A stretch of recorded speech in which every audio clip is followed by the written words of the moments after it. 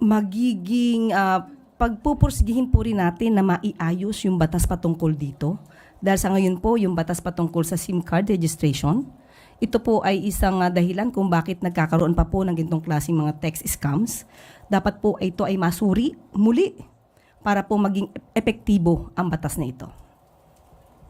Yun nga po, kahit noon pa po sinasabi natin ay mukhang meron po talagang loopholes.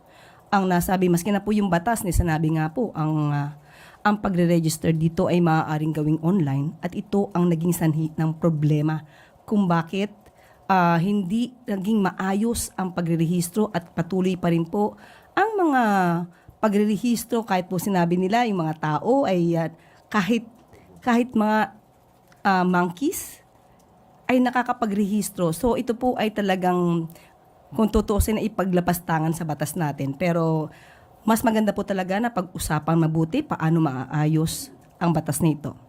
Dahil po ngayon ay nagkakaroon po ng problema ayon sa balita, pag-iigtingin po natin at pag-aaralin pa po nating mabuti kung ano pa ang dapat gawin.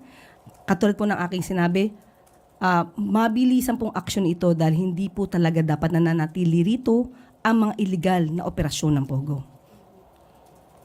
Kailangan po talaga na magkaroon ng amyenda, especially doon sa SIM card registration. Kailangan po na ang pag-register dito, katulad po kapag kayo kumukuha ng driver's license, personal po kayong pumupunta. Kahit pag pumunta po kayo at kumuha po ng NBI clearance, pumupunta po kayo ng personal. Kakayanin po natin ito, marehistro ng tama ang mga SIM cards natin para maiwasan po yung mga ganitong klaseng scams na kahit na lang sino, bumibili na lang ng SIM card, may bayad, bumibili sa iba, binebenta ang kanilang identity. Mahihirapan po tayong sugpuin ng krimen kapag po gano'n na nangyari. Mas dapat paigtingin natin yung tamang pagrehistro. Kasi po pag ito naman ay ginawa nating online, mangyayari po ulit. Itong nangyari na maling pagrerehistro, kahit sino na lamang po ay nagrerehistro, maraming binibiling SIM cards at ibinebenta sa mga sindikato. Yun po ang dapat nating ayusin. So dapat po talaga kung magrerehistro ng SIM card, dapat personal.